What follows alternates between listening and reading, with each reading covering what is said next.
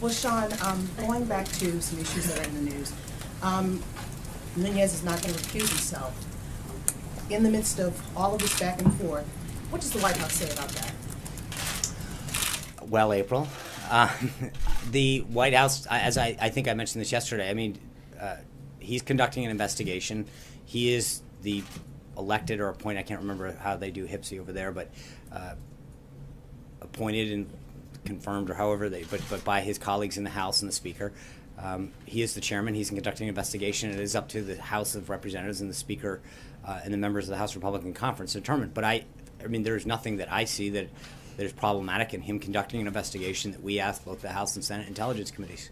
What are the conversations the President is having with Paul Ryan about this? Because many, to include Dems and Republicans, are talking about what looks like impropriety in the Intel chief's handling of this so far, particularly as there's not a hearing right now.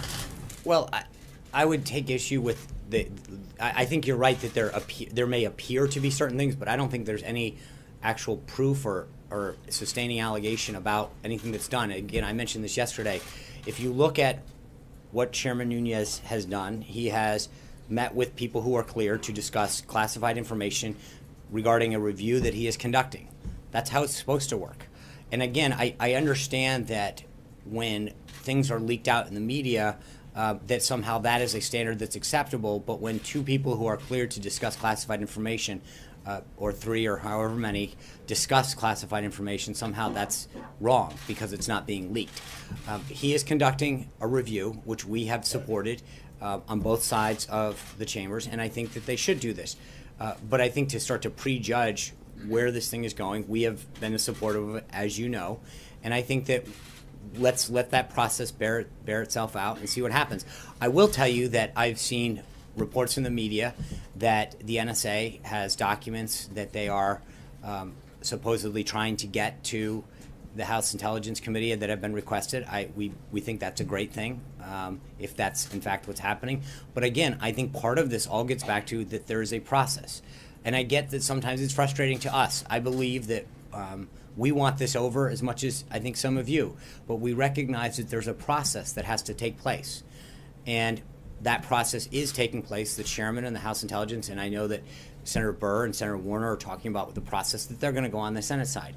Some of these things take a little bit of time, and to the extent that they are gathering the appropriate documents and looking at those things, then that's part of the process and the review that is being undertaken, and we're fine with that. And second topic, tax reform and infrastructure. Reports are saying you're going to do it together. And ACA, Obamacare, going into Trump care at that time, tax reform and infrastructure were said to be some of the reasons why you did not come up in the budget with eliminating the debt.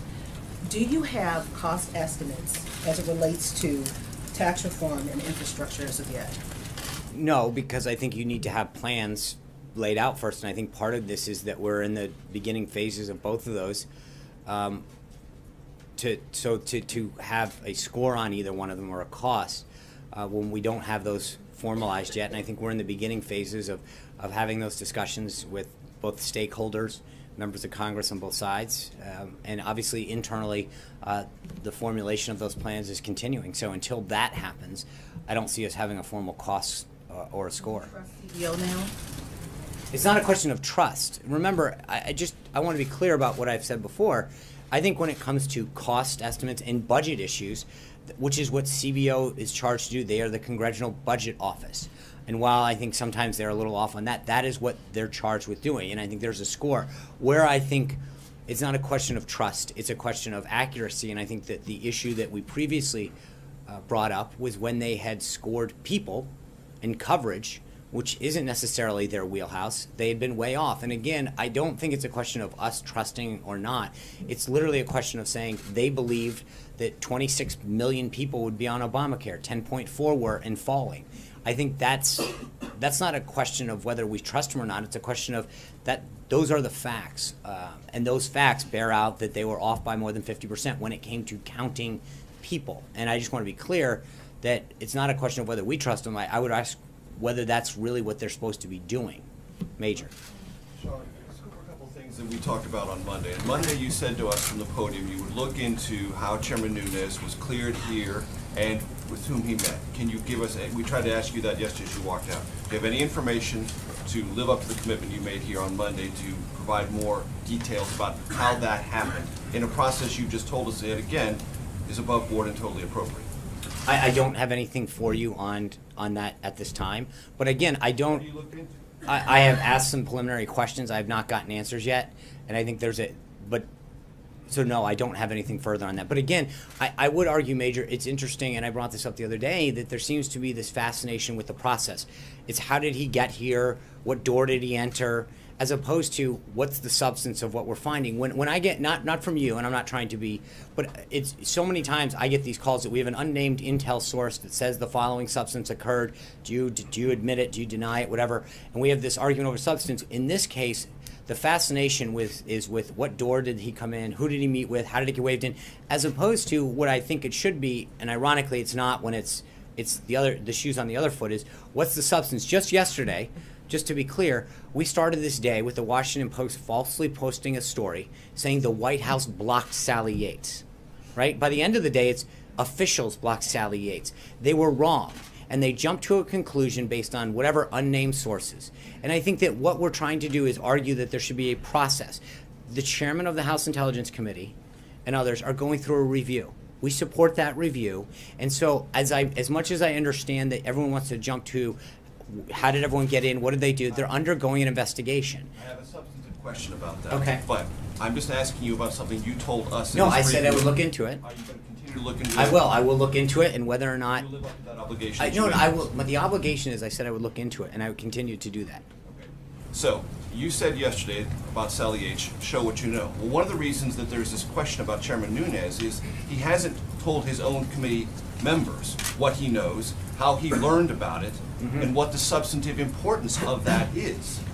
So we are also curious about that. And among the things that might be, or might shed light on that, is how he got here and who he met with and what he learned. Right. We're trying to figure that out as well. I understand, and I think those are questions for Don't you him. wanna know those And I things? think, I also think, He but should be I held think to. that, Major, that there's a slippery slope that we're talking about here, because if we start looking into certain things, then the accusation the next day is going to be, you looked into this. Can you look into that? Why did you ask this person or not? I mean, a couple of weeks ago when there were stories about whether or not we called certain people and we didn't. So we're damned if we're doing, we're damned if we don't on this stuff. Because on the one hand, you want certain answers. On the other hand, you want to talk about us being involved. And I think we've tried to keep. We asked for an investigation, and at the same time, we've tried to make sure that we allow that review to go on, that both the House and the Senate Intelligence. So. We can't cherry pick every time that you decide that a piece of information is relevant to what you want. I think that we know that they are undertaking a review. Hold on. Going on, and the members of the very committee But that's- themselves say they don't know Fair enough, what is and being that's discussed. right. How is the process going forward? How is that a workable process? Okay, but what I'm saying is, the answer to that question is, that's a question for Chairman Nunes. I don't have any authority over how the House Intelligence Committee conducts itself. That's a question. You have authority about whether he gets into this building and can I- review secured information on this site. But how he conducts himself with his members, when and where he shares things, etc., are issues for him and the committee and the House of Representatives, not for us. That's it, plain and simple. John. Sean, we know that members of the House Freedom Caucus, the Tuesday Group, Republican Study Group, are up on the Hill trying to see if they could come to some sort of an agreement to find a way forward on health care. How real does the White House think this possibility of resurrecting health care is? Well, I think the president from the early days of his campaign talked about repealing and replacing. It's a commitment that he made. I think he'd like to get it done. But he also understands, and I don't want to be, I want to be completely consistent with two things. One is he understands that in order to get to 216, we have to make sure that it does what he said it was going to do, that it achieves those goals of lowering costs and creating more options. And so we're not going to create a deal for the sake of creating a deal that ends up being not in the best interest of the American people. You've got to know when to walk away from a deal that is going to end up bad. And he wants to have a good deal. And so the deal that he's looking for is willing to have members come and talk to him and engage with on this whole area and figure out what it would take, what their ideas are to get there to grow that vote. And if they can do that and get to an area where we will have a majority of the House and can move it to the Senate, then we're going to engage in that. But we've seen members of both sides of the aisle engage with the White House on ways that are potentially ways to get there. And so it's a conversation, and we're not trying to jam that down anyone's throat right now. It's an ongoing discussion. Does the White House share the frustration of many Republicans in Capitol Hill and the sentiments that the House Freedom Caucus, quote, botched this? I think the president's comments on this speak for themselves. I just have one more. Of course. And on the same thing. The president and members of the White House have suggested that maybe we could get some Democrats on board, health care reform. That the fact that no Democrat, not even one Democrat, supported the last attempt, and given the desires of the Freedom Caucus versus what the Democrats would be looking for, is it reasonable to think that even one Democrat would come on board this? No. I mean, I think it is not unreasonable to. No, I said, is it reasonable? I think it depends on how they want to get there. I mean, again, there's a balancing act. It's not about just picking up one. It's picking up enough to get to 216, and it's what does that take without compromising the principles that you want to achieve. So is it possible? Sure, that there's a handful or so, or maybe more Democrats that are willing to engage, but it's worth the conversation. But again, isn't this kind of a Boehner tactic to say, okay, if you're not going to work with us, No, House no, Freedom it's Caucus, we're going to go to the Democrats? No, it's a tactic to get to. I mean, it's a math tactic. It's how do you get to 216 in this case, and it's engaged with whoever will get you to that number. Now, as I mentioned yesterday, I mean, over the course of 17 months, Obamacare, failed and started multiple times. It went off on multiple different tracks, including single payer, until it finally came back, and ultimately, upon Scott Brown's election, they jammed it through and did it so quick to make sure that the Secretary of Human Services. But I get it, and so we're 21 days into this process, 22 probably today. So we'll see. But I think the idea that the president has put out there is that if people want to float ideas and suggestions on how we can grow this vote and get to a majority, he'll entertain them. Tamara. Yeah, thank you. I have sort of a lightning round about opioids. Is a commission being created? Is Chris Christie the head of that commission? He was sort of talking about it, but I haven't seen anything on it. And what sort of timeline will that commission have in terms of presenting findings, or what's the goal of this thing? Well, I think it's easier to start with the goal. I think if you see the roundtable, and I know the pool will have a readout of this afterwards, the goal is to figure out, I think Governor Christie's been a leader of this in New Jersey. It's an issue that plagues countless communities more and more. And so, whether it's New Hampshire or other places in the Midwest, it's sitting there and figuring out best practices and how can we get it down and how can we provide the treatment. I think the DEA administrator was noting in the discussion that we've gotten really good at law enforcement, right? But the question is, how do we focus on the treatment? How do we focus on the prevention? How do we look at things that happened in the past to deter drug addiction from starting in the first place and to deter young people in particular from starting with drugs, to now, how do we help families cope with this? There's a lot of it. And I think today is the first step of bringing some of these stakeholders together.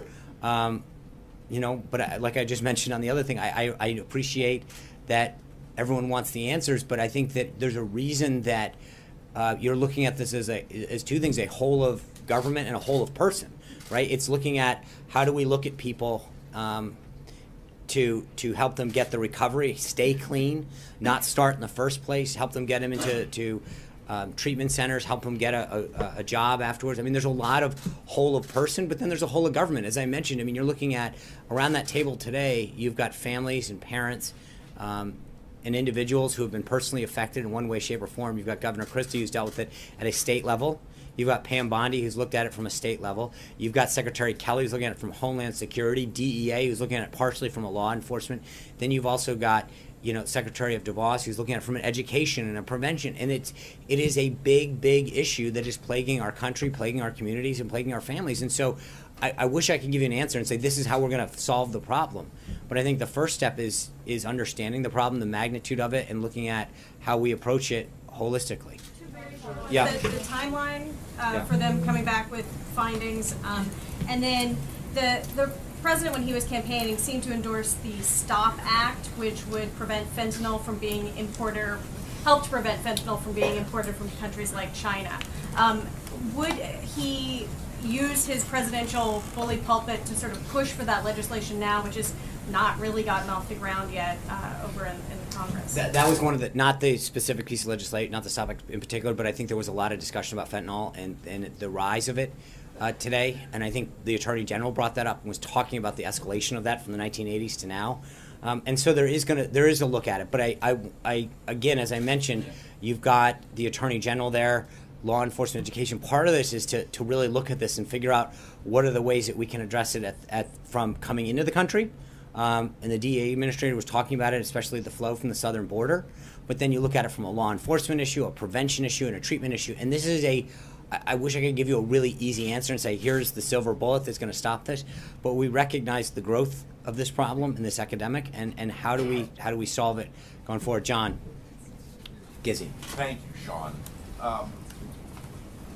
Yesterday, Prime Minister Theresa May signed the letter that began the process for Brexit.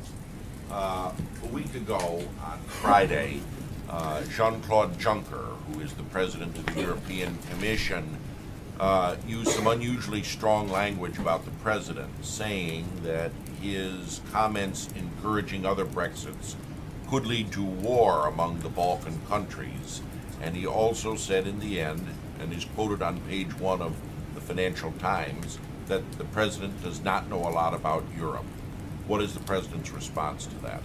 To Brexit in particular? Or To the comments by President Juncker of the European Commission to Brexit. I think the President is very well steeped in world affairs, especially Europe, NATO, all of the issues. He was a leader in the effort to call Brexit, as you know. I mean, and obviously with respect to that, we respect the will of the British electorate and Her Majesty's government in taking steps of departing the European Union, whatever future the UK-EU relationship looks like. We want the UK to remain a strong leader in Europe, for both the UK, the EU, and Europe to remain strong leaders globally. So, I think both on the EU and on that's Ronica. Thank you. I have two questions or topics, if you will. Just the first, what's the White House reaction to the shooting today at the Capitol? Well, it sounds like a very troubled individual. Obviously, I'll let law enforcement read that out, but I don't want to get ahead of. From what I understand and what I've seen, it sounds like a very troubling instance. I think, again, I don't want to get ahead of this, but it looks like law enforcement. I appreciate the efforts that the Capitol Police and others took.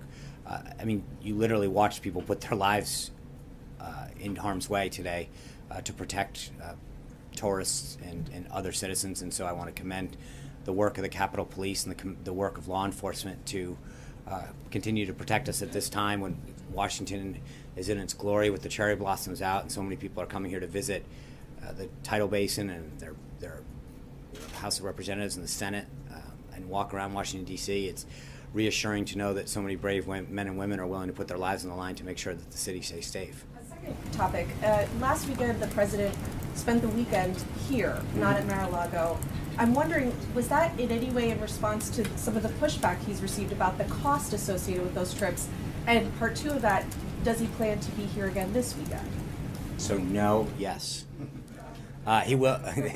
The President wanted to be here last weekend. He wants to be here this weekend. He'll be here, and then I will have updates on where he'll be going forward. But Does he feel any concern about that pushback? no, he feels great. Hunter. Thank you, Sean. President Trump is reportedly expected to sign legislation that would allow internet service providers to monitor internet activity and sell that information without users' permission. Will he be signing that legislation, and why does he think it's good for America? I'm wondering who this benefits apart from ISPs and their executives. I know the House and the Senate have just passed that. When they enroll it, then we'll have further updates on that. I'm not. When we have, I know that I believe we have a statement of administration policy on that bill out. And we have further updates on a signing ceremony. I will let you know. Doesn't this erosion of protections create major risks for people to use that information for nefarious purposes? Also, hostile nations potentially looking at what congressmen are browsing online. Like, is that concerning to the White House? I think there's, as I mentioned, that we have a statement of administration policy on that bill. That we'll have further updates, and when we do, we sign it. I'm sure we'll have further details on why. Zeke. John, two questions and two topics for you. The commander of CENTCOM was up on the Hill earlier today and testified that U.S. government believes that Russia has been supplying materially the Afghan Taliban. I was wondering if the White House has any response to that testimony, and does it believe that that's a constructive effort? I'm sorry, who's testifying? The commander of CENTCOM. Yeah, okay. That that's a constructive effort on the part of the Russian government in that region. I know there are several entities looking into this, and I'm not gonna. I will say that DoD's response speaks for itself. We understand the intelligence on this. The president's been briefed on it, so I'm not really sure what specifically you're not condemning that action on the part of the Russian government right now. I think the commander, the CENTCOM commander's testimony speaks for itself on that. Second topic for you. About a month from now, the government will run out of money to acquire another CR, as I'm sure you're aware. The president talked a lot about the campaign and in his budget request, funding for a border wall on the southern border with Mexico. Is that a deal breaker for the president in any sort of government funding measure in the next month or so? So on April 29th, the CR expires, the continuing resolution, and we are going to be working with Congress on that, on the FY17 budget that needs to go forward. I know Director Mulvaney has talked about that. I'm not going to get into the specific details. I know that if you saw the budget they put out, I think it's $1.6 or $1.7 billion that he's initially put in the FY17 for the beginning of that wall, and there's 2.6 billion isn't there. I think that is our request. We will continue to work with Congress on how to move forward with the rest of fiscal year 17's budget. Blake? Thanks, Sean. Let me pick up where John left off on healthcare. The president here last night, speaking to senators, said, quoting here, "I know that we're all going to make a deal on healthcare that is such an easy one. I have no doubt that it's going to happen very quickly." What is the renewed sense of optimism, and what exactly is very quickly? Well, I think there's a little bit of sound that needs to go with that. I think he was having a little bit of fun with some previous comments that have been made with respect to how easy it would be to get health care. But there is a renewed sense because I think, the comments and the calls that the president has gotten, as well as the vice president and other members of the senior team that have come in and said, we believe that there is a path forward. We have some ideas. We'd like to talk to you about that. I know I've seen some of the reports that have been put out regarding some of the individual members of the Senate and the House that have been up here meeting with our team. And I think there's a lot of people who have some ideas about how to move forward, and we're entertaining those. But I think the interesting thing is that despite the setback that we got last Friday, I think there is a renewed willingness from a lot of members who've made commitments to the American people and to their voters that they want to see this done, and they understand that not getting this done means that, as I said, and the president echoed when he went up to the House Republican Conference, that there's going to be a consequence for this. People need to be taken at their word. There's a lot of members that made a commitment to their voters, to their constituents, that they were going to get something done on this and repeal and replace it and address the healthcare situation, and that hasn't gotten done. And I think that's a concern for them. And let me ask you real quickly, you say that you embrace the House Intelligence Committee review of all of this. John McCain said earlier today that because of the potential schism within that committee, that there should be a select committee that goes from this. Would you embrace that if that happens, and what would your response be? Again, and I'm not going to get into House and Senate matters, but I as I mentioned at the outset to April, I believe that people, like, all that is, how they conduct themselves internally is up to them. That's obviously not for us to decide. But I think the question that I still think is outstanding is that what has happened is a review was called for, that part of it was already ongoing from what I understand, especially on the House side.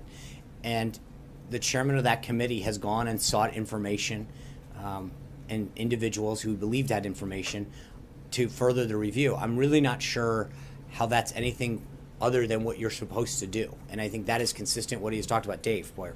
Sean, thanks. Two questions. You mentioned Senator Udall opposing the Gorsuch nomination. He was here at that party last night.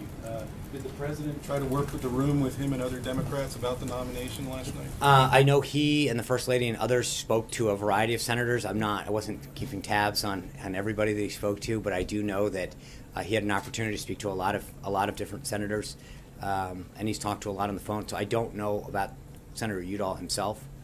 And secondly, 2/3 of the Democratic senators did not attend the party last night. Did that disappoint the president? I think we were excited to see the 1/3 that did. I know Senator Schumer was there, Senator Durbin. There were a lot of a lot of folks. And again, I think that, you know, I'm sure the president will continue to do things like this. It was an amazing opportunity to have a moment sort of free of politics and to enjoy some collegial moments with each other in the White House and listen to some of the United States and Marine Corps bands play some amazing music and bring people together. And I think the president's talked about this.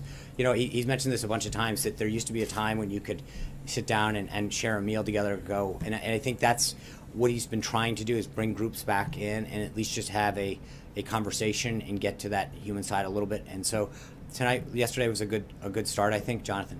Hey, Sean, the president's got in his inbox a letter from Senate Democrats, and they say, the Democrats say they are ready and willing to work with the president on improving Obamacare. They just have a couple of conditions. First, the president has to abandon his efforts to completely repeal the law and rescind the executive order. This letter is signed by the vast majority of the Democrats in the U.S. Senate. What does the president say? I think, as the president's noted, we're willing to engage with people. I think they understand his principles. We need to repeal the law and replace it with something better. I understand. But they're saying they want you to take full repeal off I understand the what I've seen parts of the letter, and I know that 40 of them saw that. And I think what we need to do is figure out who wants to engage in a constructive conversation. I understand what they want, but again, it's not just a one-way street. I think the president has made very clear what he wants to do. And I think that to the extent that some of them want to have a conversation, we have a 52-seat majority in the Senate. If there are individuals in there that want to have a constructive conversation achieving the goals, we can do it. But I think they also need to understand the president's red lines. But they say as a first step they want him to repeal that executive order. Is that something he is willing to do? I think the president's committed to making sure that he continues to go down the path that he's gone down, and there are ways that if they want to join him, that they can. And I think there are some areas that they may want to engage with him on that we've seen so far. And so, look, I understand they have a right to put out a letter and draw their lines in the sand, but I think the president's committed to going down the path he is. And obviously, first step is to get to 216 in the House and then address the concerns in the Senate. But he's continued to have conversations with the Senate, and I think that as Obamacare continues to struggle, which it is, the premiums continue to go up and up. I think the question is, you know, will those 40 people understand that they are the ones who are going to be responsible for owning the current policies that are making so many Americans struggle? Jim. Just to clarify, was he joking when he said that making a deal on health care would be an easy one? I think if you watch the tape, it was a lighthearted moment, Jonathan, and so he was having a little. He doesn't think it's easy to. No, he was. Deal on No. Watch.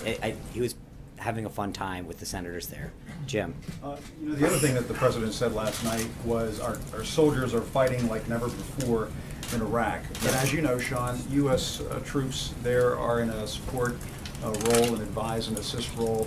What does he mean? What does the president mean when he says they're fighting there like never before? Obviously, I think doesn't take into consideration what happened during the Bush administration and the Obama administration. No. I appreciate house to house. Yeah, I think that there's been some progress, particularly in Mosul, the way that they have taken back that city, and I think that for a long time there was a lot of concern about Iran moving in and dominating parts of Iraq, and I think with the advice and consent of U.S. military advisors, there's been tremendous progress in moving Iraq forward to an area of stability and to continuing to see the troops there in Iraq stand on their own. And I think that he is very pleased with the action that General Mattis and our soldiers and sailors, airmen, and Marines are taking to do that. Jeff. I was going to follow up with, if you couple that comment with the comment on healthcare, it being the easy one to get that done, it sounds like you probably have heard this and come across this notion that he's just detached from reality in making those comments. First of all, I think that I again would respectfully ask you that you review the tape. He was having a lighthearted moment. It's on tape. Everybody watched it. He was poking fun and making a joke. There's been comments before about how he didn't get it, and he was joking about how easy it was. Okay, it was a lighthearted moment. It was on tape. I think everybody, and the idea that there's this, like, trying to make it look like, you know, he was being utterly serious at the time is a little bit of a stretch. One quick thing on Chairman Nunes. But just so we're clear, I'm sorry, just to end yes, there, that he was very proud of the work that our soldiers and sailors are doing over there in Iraq. there is a lot of work and a lot of progress that is being made, and the updates that he's getting from General Mattis on a daily basis. And he doesn't think they're in combat, they're engaged in No, combat. but again, I think the progress that's being made in Iraq and the fight against ISIS is going extremely well, and he's proud of it. And I was just going to ask you very quickly on Chairman Nunes. Do you personally know who the source of Chairman Nunes' information is? No. You do not. Jeff Mason. One on two topics. First on healthcare. Does the president want to start a new healthcare bill or tweak the one that did not go last week? I think we're starting with where we are and trying to move that forward. I think that is the current vessel. And on a separate topic, the president did not mention the Paris Agreement yesterday when he went to the EPA. Can you update us on his current thinking about that? Does he want the United States to stay in? And if he does, how does he expect the United States to meet its commitments without the Clean Power Plan? I think that the Paris Agreement is still under discussion within the administration, John. Deadline on when you'll know? I can try to look into that. I don't have one at this time. Thank you, Sean. Early voting has begun in the Georgia 6th Congressional District, special election to fill the seat of Secretary Price. Some Democrats are billing this as a referendum on the early days of the presidency. What does the White House think of that? Does President Trump plan to be involved at all in this race? That's a good. Honestly, I've not even thought about it. I think that if needed, the president has always been very clear that he wants to support the team and help the team. Honestly, I've not tried to really focus on tried to shed that previous life a little. So I've not looked into the race in Georgia. I'm sure I'd best refer you to either the RNC or the NRCC on the state of that